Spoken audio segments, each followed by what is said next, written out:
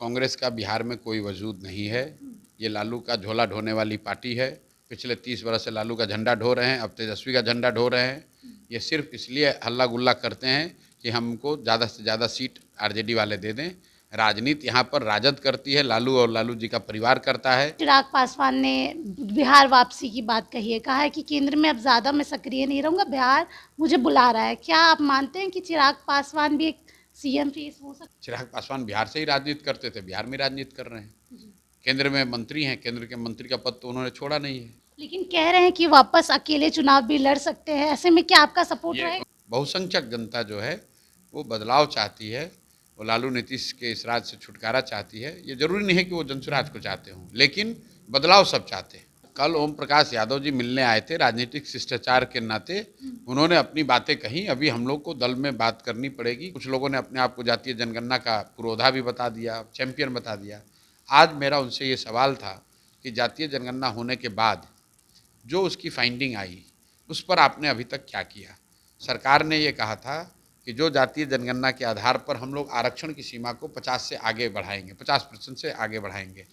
तो भाई, राज्य में भी एनडीए की सरकार है, केंद्र में भी एनडीए की सरकार है, तो राज्य सरकार को ये बताना चाहिए कि क्या इन्होंने आरक्षण बढ़ाने का वो प्रस्ताव भेजा, और अगर भेजा तो केंद्र सरकार ने उसको स्वीकार किया या अस्वीकार किया। नीतीश कुमार ने उस समय कहा कि 94 जातीय जनगणना के आधार पर 94 लाख जो गरीबी रेखा से नीचे रहने वाले परिवार हैं बिहार में, उनको 2 लाख रुपए की राशि दी जाएगी, मदद दी जाएगी।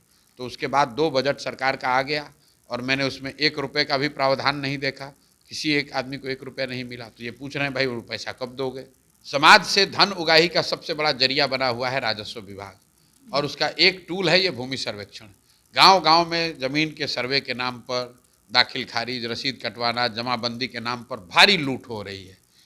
और ये लूट का आधार क्या है कि भैया भूमि सर्वेक्षण हो रहा है। नमस्कार, लाइव बिहार देख रहे हैं आप, आपके साथ मैं स्नेहा गुप्ता। देश की राजनीति में अपनी एक अलग पहचान रखने वाले प्रशांत किशोर ने सभी राजनीतिक दलों की धड़कनें तब बढ़ा दी जब वो बिहार की राजनीति में सक्रिय हो गए। पदयात्रा के बाद अपनी पार्टी बनाई और उपचुनाव में भी दांव ठोका। और अब बिहार विधानसभा का साल है, चुनावी साल है, और ऐसे में कई पार्टियों के लिए चैलेंज तो बन गए हैं और साथ में मुखरता के साथ अपनी बातों को रखते हैं। हमारे साथ खास बातचीत करने के लिए जन सुराज के सूत्रधार प्रशांत किशोर जी खुद है। सबसे पहले तो बहुत शुक्रिया बात करने। धन्यवाद। कैसे देख रहे हैं बिहार की राजनीति को?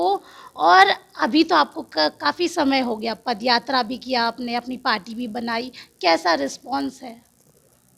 रिस्पांस बिल्कुल क्लियर है। बिहार में 60% से ज़्यादा जनता बदलाव चाहती है। आप चाहे किसी दल के हों, किसी जाति, किसी वर्ग, किसी बैकग्राउंड के हों, बिहार में बहुसंख्यक जनता जो है वो बदलाव चाहती है, वो लालू नीतीश के इस राज से छुटकारा चाहती है। ये जरूरी नहीं है कि वो जनसुराज को चाहते हों, लेकिन बदलाव सब चाहते हैं। एक सवाल ये भी है, लगातार आप भी ये बात उठाते रहते हैं, आज भी प्रेस कॉन्फ्रेंस के जरिए आपने मांग की। कैसे देख रहे हैं लैंड सर्वे को, साथ में वक्फ बिल को, और लगातार ऐसे कई और मुद्दे हैं जो जनता उससे भ्रमित हो रही है? आज सिर्फ मैंने 3 मुद्दों की बात करी है। वो 3 मुद्दे जो पिछले कई वर्षों से राजनीतिक चर्चा के केंद्र में रहे हैं, जिसके जरिए राजनीतिक दल और नेताओं ने समाज को एक तरह से गुमराह किया है या उससे राजनीतिक फ़ायदा लेने की कोशिश की गई है, उसकी वस्तु स्थिति पर आज मैंने प्रेस कॉन्फ्रेंस किया था। जातीय जनगणना उसमें एक बड़ा मुद्दा है। पिछले 4-5 सालों से जातीय जनगणना को लेकर बिहार में समाज को बांटने की, लड़ाने की हर तरह की कोशिश की गई। ये बताया गया कि जातीय जनगणना होने से समाज का, बिहार का बहुत विकास हो जाएगा। कुछ लोगों ने अपने आप को जातीय जनगणना का पुरोधा भी बता दिया, चैंपियन बता दिया। आज मेरा उनसे ये सवाल था कि जातीय जनगणना होने के बाद जो उसकी फाइंडिंग आई, उस पर आपने अभी तक क्या किया? सरकार ने ये कहा था कि जो जातीय जनगणना के आधार पर हम लोग आरक्षण की सीमा को 50 से आगे बढ़ाएंगे, 50% से आगे बढ़ाएंगे।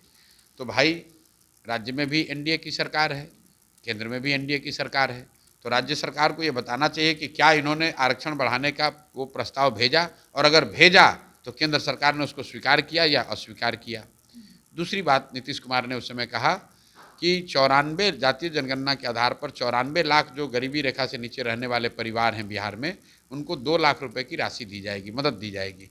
तो उसके बाद 2 बजट सरकार का आ गया और मैंने उसमें 1 रुपये का भी प्रावधान नहीं देखा, किसी एक आदमी को 1 रुपया नहीं मिला। तो ये पूछ रहे हैं भाई वो पैसा कब दोगे?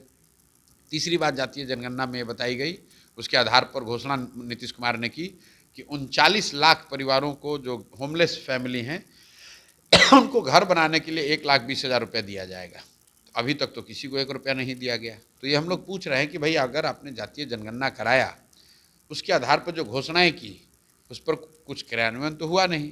और जातीय जनगणना में और जो फाइंडिंग्स हैं, जैसे 5% से कम दलित और अति पिछड़ा समाज के लोग 12वीं क्लास पास कर रहे हैं, तो उसको सुधारने के लिए आपने क्या किया? तो ये तो सीधा दिखाता है कि जातीय जनगणना इन्होंने सिर्फ राजनीतिक फायदे और बहसबाजी के लिए कराया था। इन जातियों को किसी के सुधार से इनका लेना देना नहीं है। दूसरी बात हमने उठाई है दलित महादलित को लेकर जो योजना चलाई जा रही है नीतीश कुमार के जरिए। पिछले 15 साल से इन समाज के लोगों का वोट ले रहे हैं कि हम आपको 3 डिसमिल जमीन देंगे घर बनाने के लिए। सरकार के अपने आंकड़े बता रहे हैं कि कुल जमा 2,34,000 परिवारों को यह ज़मीन मिली है। जनसंख्या के आधार पर करीब 50 लाख परिवारों को यह ज़मीन मिलनी चाहिए थी, मिली सिर्फ 2,34,000 को।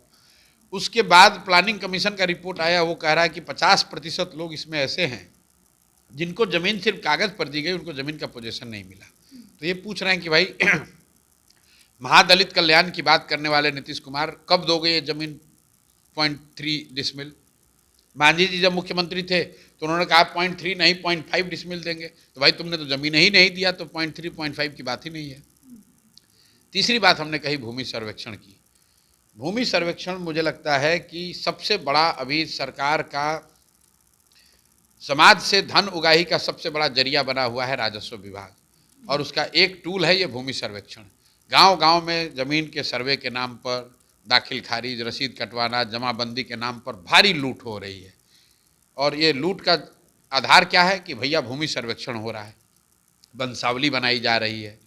और पिछले महीने जो सरकार ने आंकड़े जारी किए तो पता चला कि पिछले 5 वर्ष के लूट के बाद सिर्फ 20% ज़मीन का डिजिटाइजेशन हुआ है।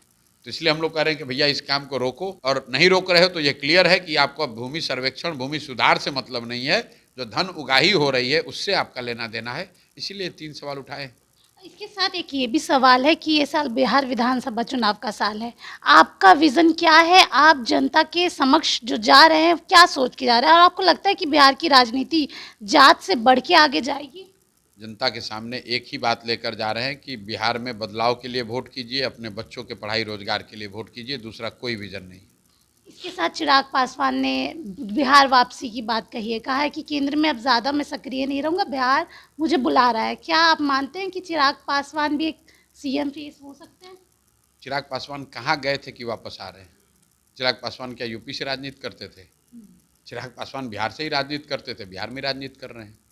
केंद्र में मंत्री हैं, केंद्र के मंत्री का पद तो उन्होंने छोड़ा नहीं है। सांसद बिहार से हैं, तो बिहार के जो सांसद हैं बिहार से नेतागिरी करते हैं, बिहार में उनका दल है, तो यहाँ पर तो पहले से भी सक्रिय है। तो इसमें नई बात क्या है? लेकिन कह रहे हैं कि वापस अकेले चुनाव भी लड़ सकते हैं, ऐसे में क्या आपका सपोर्ट ये रहेगा? उनका दल है, उनकी मर्जी है वो किसके साथ लड़ना चाहते हैं, ये निर्णय वो लेंगे। जी, अगर हम बिहार की राजनीति की बात करें तो सीएम नीतीश कुमार अचेत अवस्था में है, कहा जा रहा है। आप कैसे इसको देखते हैं और क्या आप मानते हैं? अचेत अवस्था तो मैंने नहीं कहा है, मैंने ये कहा है कि उनकी मानसिक हालत ठीक नहीं है। और मैं नहीं कह रहा हूँ, पूरे बिहार में चर्चा चल रही है, घर घर चर्चा चल रही है।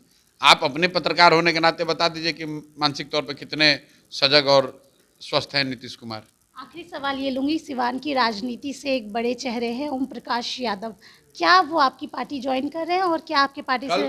कल ओम प्रकाश यादव जी मिलने आए थे, राजनीतिक शिष्टाचार के नाते उन्होंने अपनी बातें कही। अभी हम लोग को दल में बात करनी पड़ेगी कि सब लोग सहमत होंगे, जो सिवान की यूनिट है, जो जनसुराज से लोग जुड़े हुए हैं, सबकी सहमति होगी तो देखा जाएगा। अभी ऐसा कोई निर्णय नहीं लिया है। आखिरी सवाल मैं लूँगी सर, कांग्रेस काफ़ी एक्टिव नज़र आ रही है, क्या लग रहा है चुनाव से पहले ये रणनीति है? क्योंकि आप तो रणनीतिकार ही रहे हैं, और जिस तरीके से प्रेशर पॉलिटिक्स चल रही है, क्या आप कैसे देख रहे हैं इसको? कांग्रेस का बिहार में कोई वजूद नहीं है।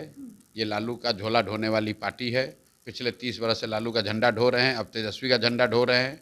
ये सिर्फ इसलिए हल्ला गुल्ला करते हैं कि हमको ज़्यादा से ज़्यादा सीट आरजेडी वाले दे दें। राजनीति यहाँ पर राजद करती है, लालू और लालू जी का परिवार करता है। कांग्रेस उनका झंडा ढोने वाली पार्टी है, इसलिए कांग्रेस को यहाँ बहुत सीरियसली लेने की जरूरत नहीं है। तो देखिए, हमारे साथ खास बातचीत कर रहे थे प्रशांत किशोर जी, जन स्वराज के सूत्रधार, और क्या विजन के साथ इस बार चुनावी मैदान में उतरेंगे। आप बने रहिए हमारे साथ, तब तक के लिए बहुत बहुत शुक्रिया।